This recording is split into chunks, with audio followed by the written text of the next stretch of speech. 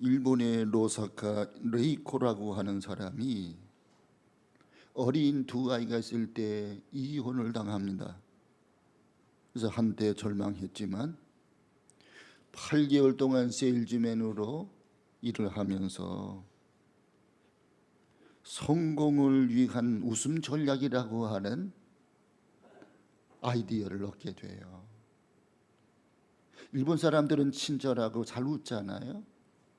다 열심히 웃었답니다. 생글생글 웃었대요. 정말 기뻐서 웃었대요. 웃으면서 접근했더니 세일즈가 잘 되더라는 거예요. 웃음은 빙산도 녹인다라고 하는 책을 썼습니다.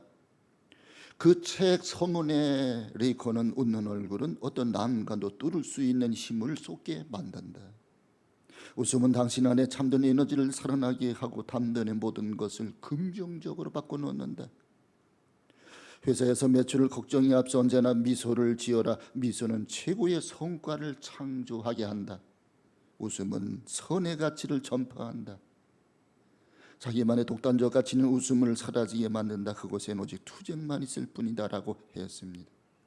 그런 웃음에는 3가지 요소가 있다고 강조해요. 첫째는 밝다는 거예요.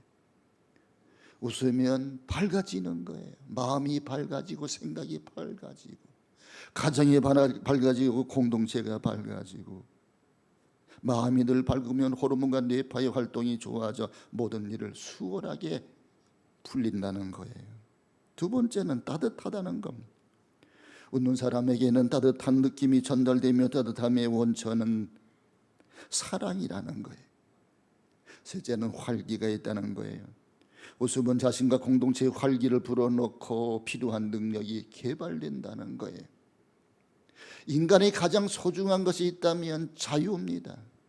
인간의 존엄성이에요. 그리고 신앙의 존중입니다. 여기에 웃음이 있고 기쁨이 있고 삶의 의미가 있습니다. 자유민주주의는 좀 시끄럽고 복잡하지만 웃음이 있어요. 창의력이 있어요. 그래서 발전하는 거예요. 반면에 많은 학자들은 공산주의가 참패한 원인을 이렇게 결론지어 설명합니다. 첫째는 공산주의가 사람들을 무책임하게 만들었다는 거예요.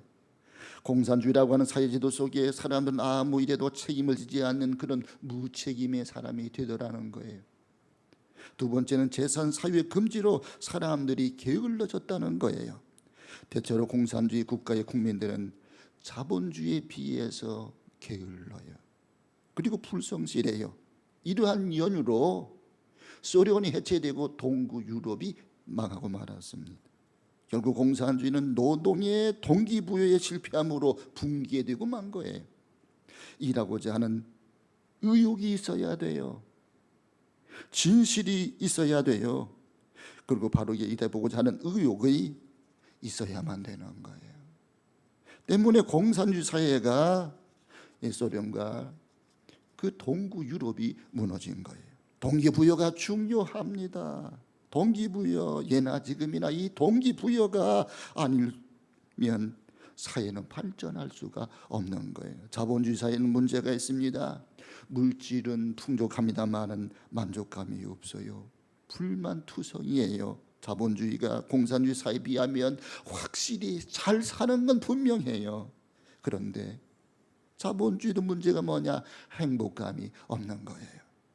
불평과 불만이 점점 더 많아져 가요. 자유를 가졌습니다만 그 자유가 방종으로 흐르고 말아요. 지식이 풍부합니다만 아는 것에 대한 기쁨이 없어요. 열의가 있습니다만 목적이 없습니다. 단지 잘 살아보겠다고 하는 마음만 있을 뿐 잘 살아서 어떻게 무엇을 하는 목표가 없어요. 그래서 결국은 허무주의에 빠지는 거예요. 이 허무와 공허로 정신적인 공백을 신앙과 열정으로 채워야 되는데 영성을 거절하니까 사람들이 점점 더 피폐하게 되고 타락하게 되고 그리고 이 허무감을 극복하지 못해서 우울증에 빠지고 자살로 끝나는 경우가 많습니다. 우리는 정신적으로 점점 더 깊은 시리에 빠져들고 있어요. 이를 가리켜서 흔히 문화실조라고 그래요. 지금 우리는 문화실조에 젖어들고 있습니다.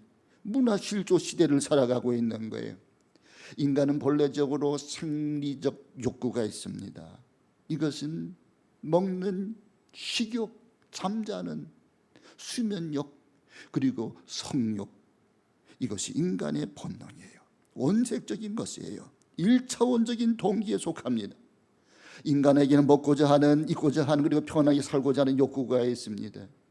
인간은 이러한 1차원적인 욕망이 충족되고야 열심히 일하는 거예요. 그런데 늘 이런 1차원의 생리적 동기에만 매여 있다면 인간일 수가 없어요. 더욱 이 1차원적인 동기를 충족했다고 해서 인간의 불만이 모두 해소되느냐 하면 그렇지가 않아요. 언젠가 그 책에서 이런 내용을 본 적이 있습니다. 인간이 동물보다는 월등해요. 그런데 인간이 이렇게 월등하다고 자만할 게 아니라는 거예요. 그 책 저자는 그렇게 주장하는 거예요. 만약 동물이 말을 할 수 있다면 인간을 향해서 이렇게 말할 것이라는 거예요. 이 어리석은 인간들아, 부정부패하고 위력에 의한 강간을 하고 어린애 추행을 하고 집단 자살을 하고 금권 선거를 하고 부정부패를 하고 그런 비도덕적인 것은 동물 사회에는 없다. 이 어리석은 인간들아, 정신을 차려라. 그 사람의 얘기예요. 여러분 보십시오. 맹수 중에 맹수는 사자입니다. 사자는요, 배가 부르면 약한 동물을 잡아 먹지 않아요. 배가 고파서 그렇게 사자가 소리를 지를 때 그때는 위험합니다. 그런데 그때를 넘으면 다시 평화가 찾아와요. 그런데 사람은 배가 불러도 여전히 소리를 질러요. 가져도 끝이 없어요. 어떻게 해야 됩니까? 이렇게 더 가지고자 하는 끝이 없는 탐심, 이것은 인간이 동물보다 더 동물적이에요. 또한 우리 인간에게는 심리적 동기가 있습니다. 이것은 2차원적인 동기에 속하는 것으로 자아실현의 욕구를 추구하면서 보람과 기쁨과 자기 만족을 찾으려고 하는 거예요. 그런데 여기에도 문제가 있습니다. 1차적인 욕구인 생리적 욕구는 충족의 대상을 명확히 알고 있습니다. 배고프면 먹어야 되고요, 추우면 입어야 되고요, 피곤하면 잠을 자야 되는 거예요. 그런데 2차원 동기인 심리적 욕구는 어떻게 해야 그 욕망이 채워질지를 모르고 있는 거예요. 충족의 대상을 모르는 거예요. 그래서 찾아 헤매고 있는 거예요. 허우적대고 있는 거예요. 이 때문에 기쁨도 만족도 없는 생을 살아가고 있는 거예요. 이렇듯 가지 못한 때의 불만, 가진 다음에 불안감, 끝없는 고통에 시달릴 수밖에 없게 되는 거예요. 이로 인해서 많은 사람들이 허무와 공허에 빠지게 되고 우울증에 빠지게 되고 그리고 심지어 좌절하고 자살까지 하는 거예요. 그런데 이 문제는 어떻게 해결해야 되느냐, 이 문화적인 문제, 이 심리적인 문제를 어떻게 해결해야 되느냐, 오늘 성경은 거기에 말씀하고 있는 거예요. 첫째는 자원하는 심령을 달라고 하나님께 기도하자는 거예요. 우리 한번 따라서 합시다. 자원하는 심령을 주소서. 여기 오늘 본문의 말씀은 말합니다. 12절을 같이 읽겠습니다. 12절 말씀, 주의 구원의 즐거움을 내게 회복시켜 주시고 자원하는 심령을 주사 나를 붙드소서. 여기 자원하는 심령을 주사, 이 자원하는 심령, 히브리어로 외루하 레디바란 단어를 써요. 이것은 자발적이고 자원적이고 자유로운 영혼을 말해요. 영어로 말하면 a willing spirit, 자원하는 영입니다. 이 영혼의 자유에 전에 육체적, 물질적인 그는 부자유한 것 같으나 정신적, 도덕적으로, 양심적으로 자유로운 사람들이 있어요. 여러분, 세계에서 가장 나는 행복해, 너무 기뻐, 너무 즐거워, 이렇게 하고 살아가는 사람들은 돈이 많은 지역 사람들이 아니에요. 행복지수 1위가 어디냐? 방글라데시, 파키스탄 그쪽의 사람들이에요. 거기는 가난합니다. 그런데 행복하다고 실제로 느끼는 거예요. 거기는 자살하는 사람들이 거의 없다고 그래요. 왜요? 자기들이 행복하니까. 예수님은 우리에게 중요한 진리를 말씀하셨어요. 진리가 너희를 자유케 하리라. 예수님이 내가 곧 길이요 진리요 생명이니 나로 말미암지 않고는 아버지께로 올 자가 없느니라. 우리가 예수님을 영접을 해야 돼요. 예수님 앞에 가야 됩니다. 예수님을 모셔드려야 됩니다. 내 인격 속에 예수라고 하는 인격을 모셔드려서 예수님이 나의 모든 무거운 짐을 대신 져주신다고 그랬잖아요. 수고하고 무거운 짐을 진 자들아 내게로 오라 내가 너희를 쉬게 하리라. 여러분 생을 한번 진단해 보세요. 죽지 못해 살고 있는지, 피지 못해 일하고 있는지, 먹기 위해서 살고 있는지를 한번 진단해 보세요. 여러분, 우리의 삶의 의미는 하나님과 바른 관계를 맺을 때 우리의 삶의 의미가 있는 거예요. 그럴 때 하나님께서 내 마음속에 은총을 베풀어 주시는 거예요. 하나님 말씀 통해서 우리에게 확신을 주시는 거예요. 로마서 8장 1절 2절 말씀, 그러므로 이제 그리스도 예수 안에 있는 자들에게 결코 정죄함이 없나니 이는 그리스도 예수 안에 있는 생명의 성령의 법이 죄와 사망의 법에서 너를 해방하였음이니라, 이렇게 말씀하고 있는 거예요. 자유와 해방은 믿음을 통해 하나님 주시는 은총이에요. 그분이 내게 주시는 은혜예요. 은사입니다. 가장 좋은 은사가 위로부터 내려온다고 그래요. 자기 아들 내어주신 이가 우리가 구하는 것 주님이 주시지 않겠느냐 말씀하고 있는 거예요. 이렇게 주님께서 우리에게 죄로부터의 자유, 율법으로부터의 자유, 사단으로부터의 자유를 주시는 거예요. 하나님은 사모하는 자에게 자원하는 심령을 주세요. 어느 목사님의 간증이에요. 그 목사님 사모님이 한 12년 동안 병석에 누워 있었대요. 대수술을 3번이나 했답니다. 그런데 모진 고생을 했는데 고쳐지지가 않는 거예요. 병원에서 더 이상 고칠 수가 없다고 그래서 사형 선고를 받고 그저 임종할 시간만을 기다리고 있습니다. 그동안 병원비를 참 많이 썼습니다. 이제는 병원에서도 의사가 손을 뗐습니다. 이제는 그대로 있을 수가 없어서 효과가 별로 없는 줄 알면서도 한약을 지어다려 계속 정성껏 간호를 했답니다.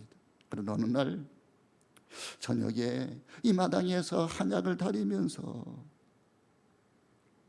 전에 들지 않던 이상한 마음이 목사님에게 들더래요.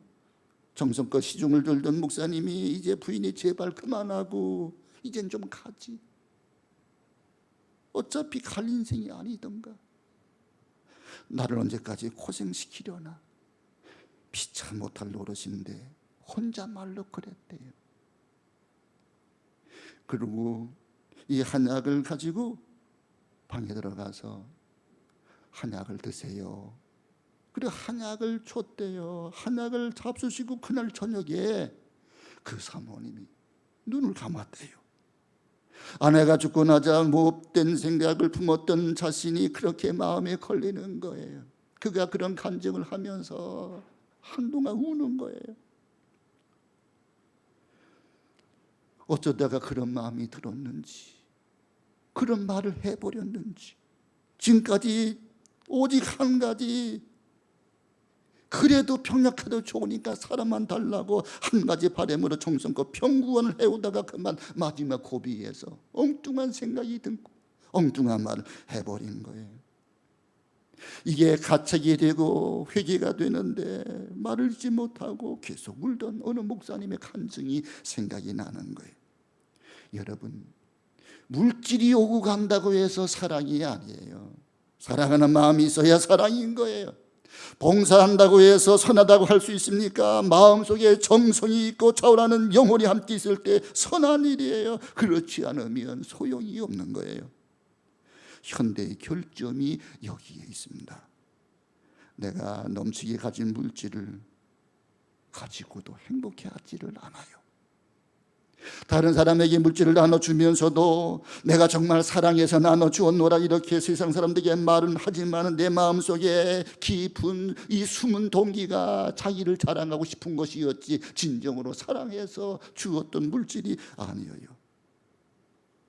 종은 울려야 비로소 종입니다. 봉사도요, 그 마음속에 뜨거운 사랑이 있어야만 진정한 봉사인 거예요.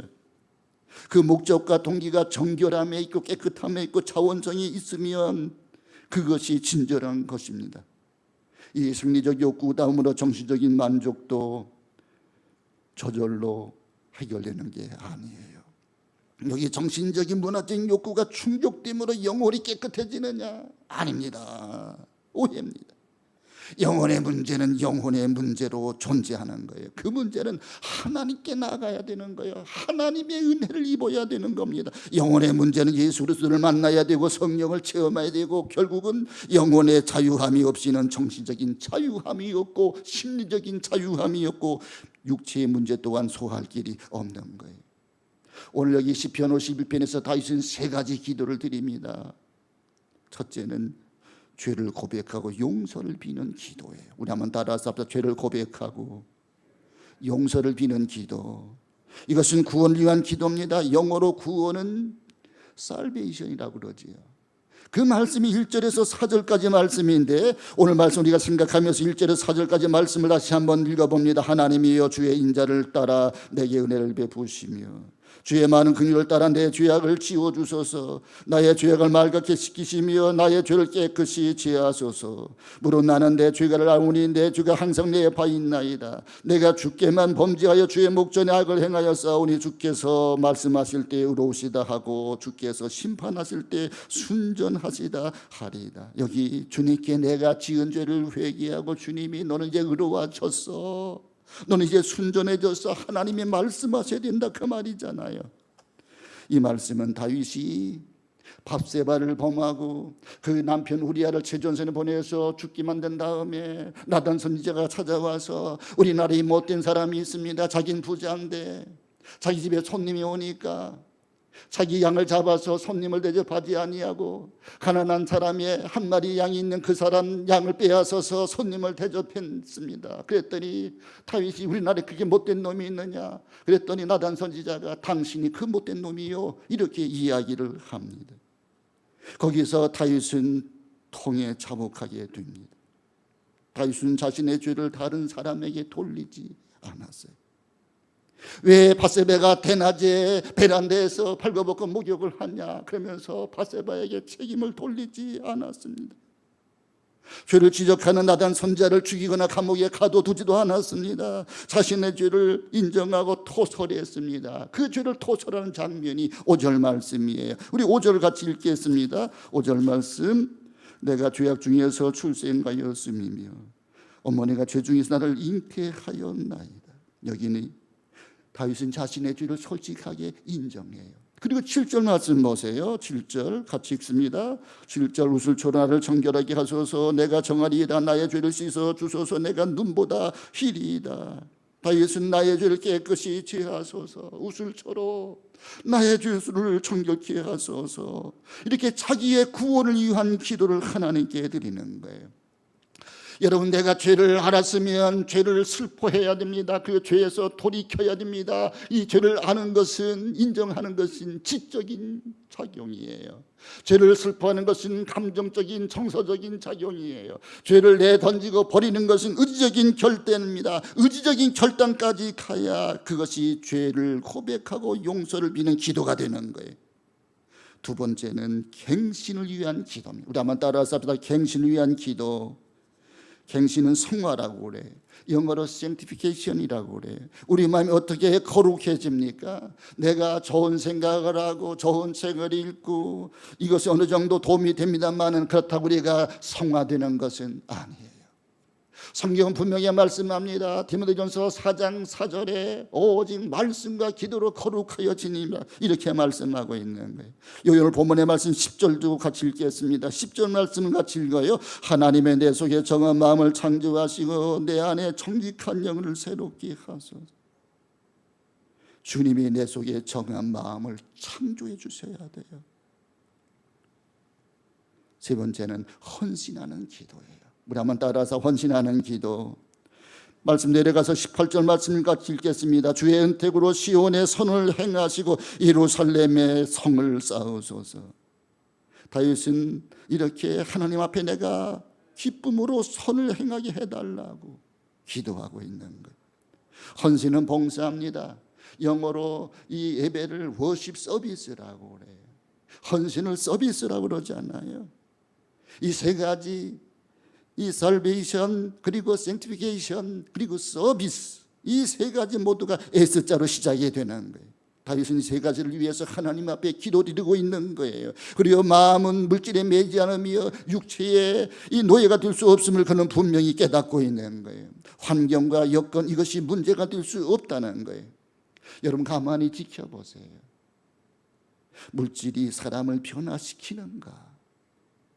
가난한 사람이 부자가 되고 벼락부자가 되면 그 사람이 성숙한 인격을 가지게 되던가, 가난하다고 비굴하고 부자라고 교만해서는 안 되는 겁니다. 물질이 사람을 변화시키는 것 아니에요. 병들었다가 다시 건강했다고 해서 그 영혼이 달라진 것입니까? 아니에요. 행복도 마찬가지입니다. 가난하다 좀 행복이 이제 형편이 좋아지면 행복했다 이렇게 생각하는 것은 일시적인 거예요. 행복과 물질과 관계는 그렇게 큰 관계가 없어요. 별무관계입니다. 물질적으로 가난해도 얼마든지 행복한 삶을 살아가는 사람들이 있고요. 세계에서 가장 행복지수가 높은 사람들은 방글라데시, 파키스탄이라고 그랬잖아요. 가장 자살이 높은 나라가 저 잘 사는 나라 스위스, 스웨덴 이런 나라들이에요. 우리나라도 1년에 자살자가 17,000명으로 늘고 있어요. 세계에서 가장 자살률이 높은 나라가 대한민국입니다. 정말 우리가 행복합니까? 행복하게 느낍니까? 우리 정신적으로 심리적으로 행복하다고 느낍니까? 전에는요 행복하다고 느끼는 사람들이 많았습니다. 근데 이상해요. 3만 불이 넘어가면서 우리 대한민국 사람들의 많은 우울증 환자들이 생겨나고 정신병 환자들이 생겨나고요, 그리고 자살률이 높아져 가고 있다는 거예요. 뭔가 우리는 지금 영적인 정신적인 문제를 앓고 있다는 사실입니다. 소중한 건강을 잃어버리고도 그 마음속에 남다리 깊은 행복을 느끼는 사람도 있고요, 건강하면서도 행복을 못 느끼는 사람도 있는 것입니다. 그러니까 물질적인 여건과 건강의 여건과는 영혼의 문제는 아무 상관이 없는 거예요. 환경이 바뀐다고 정신이 변하지는 않습니다. 취미가 달라졌다고 해서 그 인간이 달라지는 것은 아닙니다. 여기 본문 말씀 보면 환경을 변화시켜달라는 기도가 없어요. 물질적이고 세상적인 환경과 여건이 달라진다고 해서 영혼이 변화되는 것은 아니라 그 말이에요. 영혼의 문제는 별도의 문제입니다. 다윗은 원수와 이 고통을 멸해 줍사 하는 그런 환경의 변화를 바라는 그런 기도를 드리지 않았습니다. 여기 하나님과의 관계 속에서 자신의 영혼의 문제를 찾고 해결하는 거예요. 여러분 목마를 때 바닷물을 아무리 마셔본들 목마름이 가서지지는 않는 거예요. 목이 마를 때는 우리가 생수를 마셔야 되는 거예요. 생수는 하나님께 있어요. 생수의 그런 하나님께 나와 내가 목마르지 않는 생수를 주시라 주신 말씀하셨잖아요. 그 물을 마실 때 우리 영혼의 평안함이 오는 거예요. 세 번째는 하나님과 바른 관계를 가져야만 인생의 문제가 해결된다는 겁니다. 영혼의 문제는 하나님과의 관계이기 때문에 다윗은 하나님과의 관계에서만 그 해결을 찾아보려고 하는 겁니다. 그래서 그는 하나님 앞에 정직한 기도를 드리는 거예요. 오늘 말씀 10절을 같이 읽겠습니다. 10절 말씀, 하나님이여 내 속에 정한 마음을 창조하시고 내 안에 정직한 영을 새롭게 하소서. 여기 정한 마음을 창조하시고 이거 히브리어로 레브타호 룻베라 리란 단어를 씁니다. 영어로 리페어가 아닙니다. 이것은 리크레이션, 재창조를 의미하는 말씀이에요. 히브리어로 만든다는 것은 아사라는 단어가 있고요, 바라라는 단어가 있습니다. 아사는 사람이 만드는 것을 아사라 그러고요, 하나님이 만드시는 것 창조를 가리켜서는 바라라고 그래요. 오늘 이 말씀 보면은 레타호르베라리라는 단어를 쓰는데 여기 이 창조 바라라는 단어를 쓰고 있는 하나님, 내 마음에 내 속에 하나님의 영으로 하나님의 은혜로 말미암아 새로운 마음을 주시옵소서, 창조시켜 주시옵소서, 내 심령을 창조해달라고 간구하고 있는 거예요. 기독교는 과거를 비우는 것으로 끝난다 그렇게 말하지 않습니다. 새로움으로 채워야 되는 거예요. 은혜와 사랑으로 채워야 되는 겁니다. 말씀으로 채워야 되는 겁니다. 그리스도의 보혈로 씻어내고 성령으로 말씀으로 채워야 온전한 사람, 온전한 크리스찬이 되는 거예요. 다윗이 정한 창조, 이 마음의 창조를 해달라고 기도드리는 것은 이 이유 때문이에요. 문제는 자유 영혼입니다. 다윗이 생각한 대로 자기 영혼이 오직 하나님 안에만 있는 거예요. 주님 안에만, 아버지 안에만 있는 거예요. 하나님이 주셔야만 되는 거예요. 위로부터 부어지는 은혜요, 은사, 선물이에요. 그럴 때 우리 마음속에 평안함이 찾아오고 즐거움이 찾아오고 자원하는 심령이 생겨나게 되는 겁니다.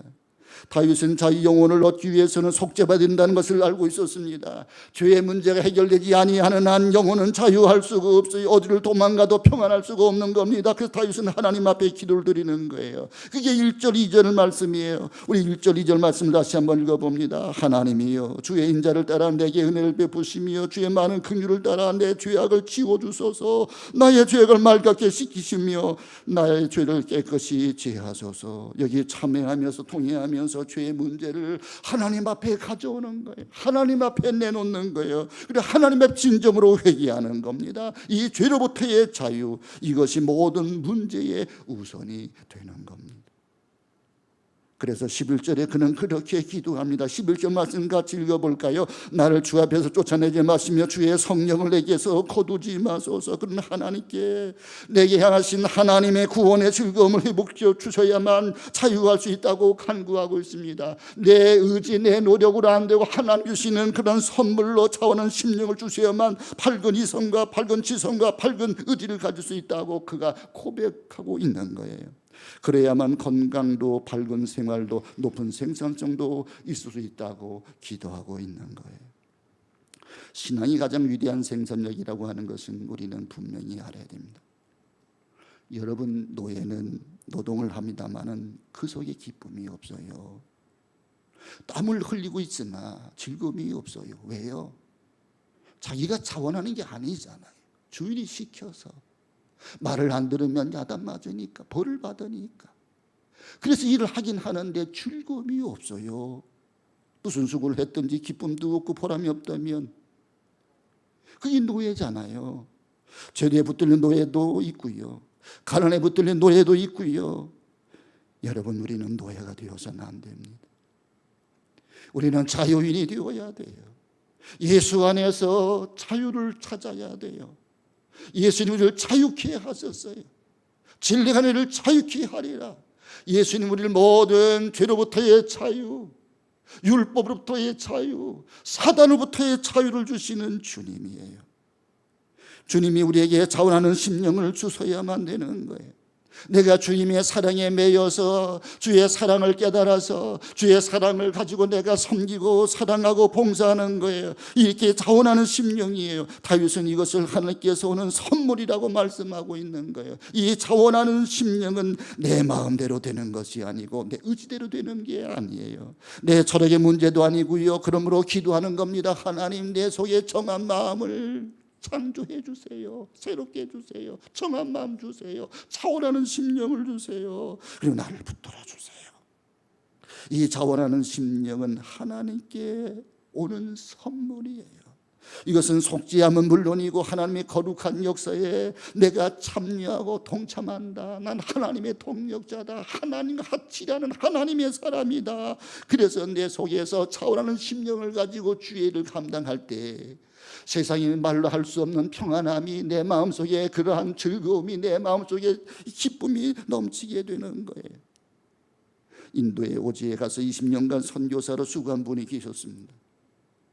20년 동안 선교지에서 죽을 고생하고 이 수고를 마치고 본국에 돌아와서 환영을 받습니다. 그 환영 석상에 그분은 그간에 고생한 이야기를 했습니다. 그 이야기를 들은 어떤 사람이 그분에게 당신 그 귀한 청춘을 인도에게, 오지에게 바쳤군요. 그 아까운 청춘을 다 소비하고 말았군요. 이렇게 말했을 때 이 선교사는 이렇게 말했습니다. 아니에요. 그게 아니에요. 나는 젊음을 하나님께 헌신한 것이고요, 하나님께 헌신할 수 있도록 하나님 내게 특권을 주신 거예요. 내가 인도에 오지에 가서 그렇게 섬길 수 있는 특권을 하나님이 내게 주신 거예요. 자원하는 마음을 주셨기 때문에 자기가 자청해서 인도 선교사로 갔고요, 거기서 이 복음을 증거했고요, 섬기고 사랑하고 살았다는 이야기 아닙니까? 인간의 목적이 뭐냐? 삶의 목적이 뭐냐? 하나님을 즐거워하는 거예요. 하나님을 기쁘시게 하는 거예요. 하나님께 영광을 돌리는 거예요. 그래서 사도 바울은 그러잖아요. 너희가 먹든지 마시든지 무엇을 하든지 하나님의 영광을 위하여 하라. 하나님의 영광을 위하여,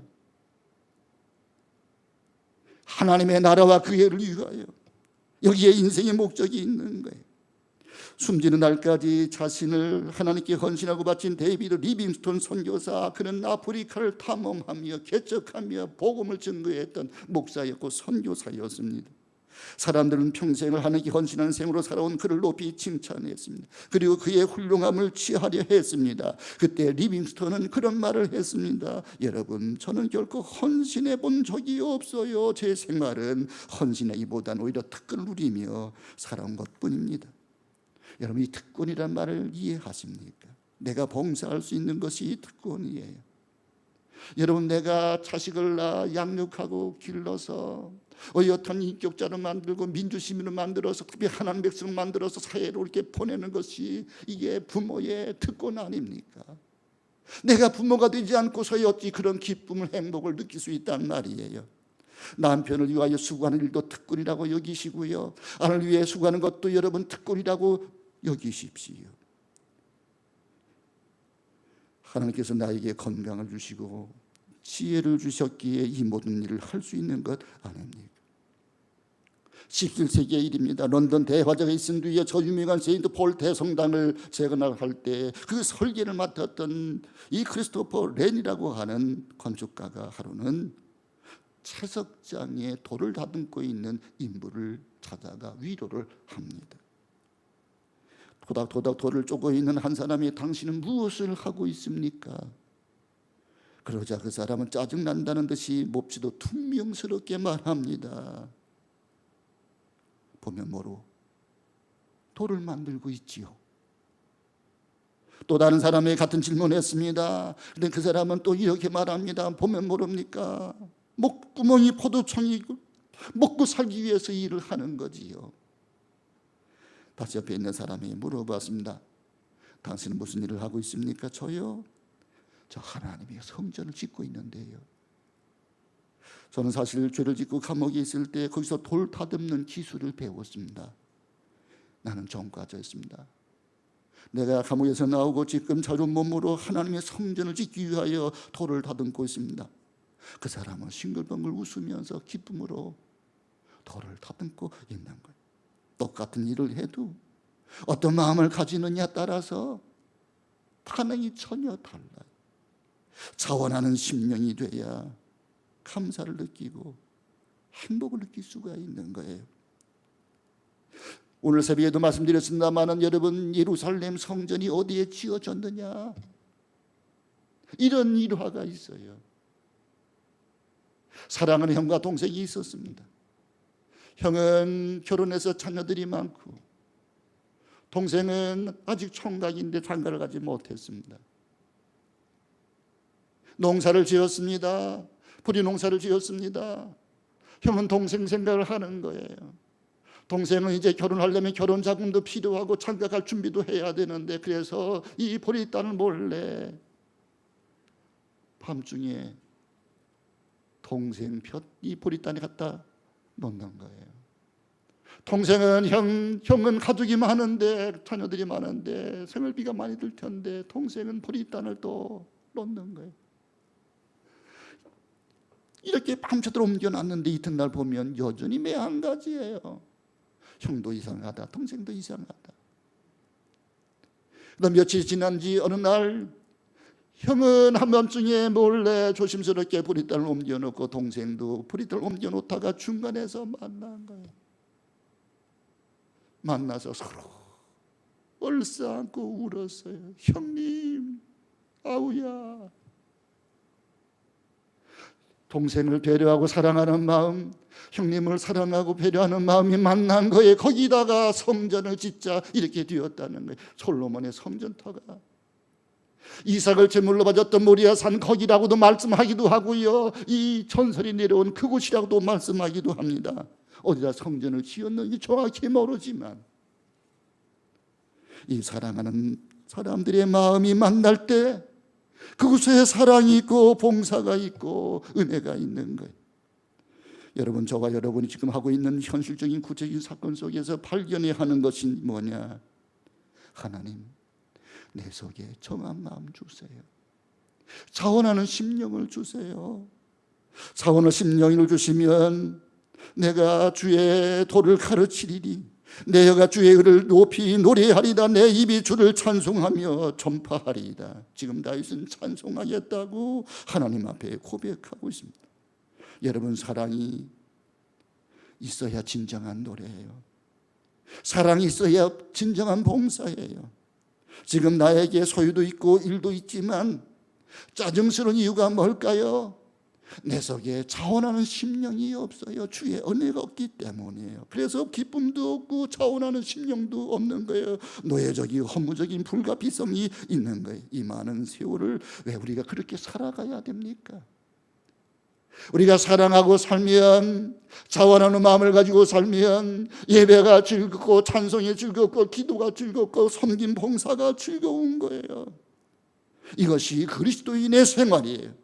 영혼이 자유하고 자원하는 심령이 있을 때에 하나님을 사랑하고 하나님을 찬양하고 나의 모든 것을 통하여 하나님께 감사하며 살아갈 때에 비로소 능력과 권능이 생기는 거예요. 성공해진다는 행복이 있어요. 건강해진다는 자유에 있어요. 비로소 우리가 능력과 권능이 있는 삶을 살아가려면 자발성이 있어야 되는 거예요. 자원하는 심령을 주세요. 자원하는 마음을 주세요. 내 속에 정한 마음을 주세요. 하나님 영광을 위해서 살아가게 하세요. 내가 그렇게 아름답게 귀하게 하루하루를 즐겁게 살아갈 수 있도록 성령이여 나를 도와주세요. 이것이 다윗의 기도였는데 우리의 기도가 되었으면 좋겠습니다. 자원하는 심령, 성령이 맨 심령이 되어 영혼이 잘되고 범사가 잘되고 강건하신 은혜가 있기를 주 이름으로 축원합니다. 하나님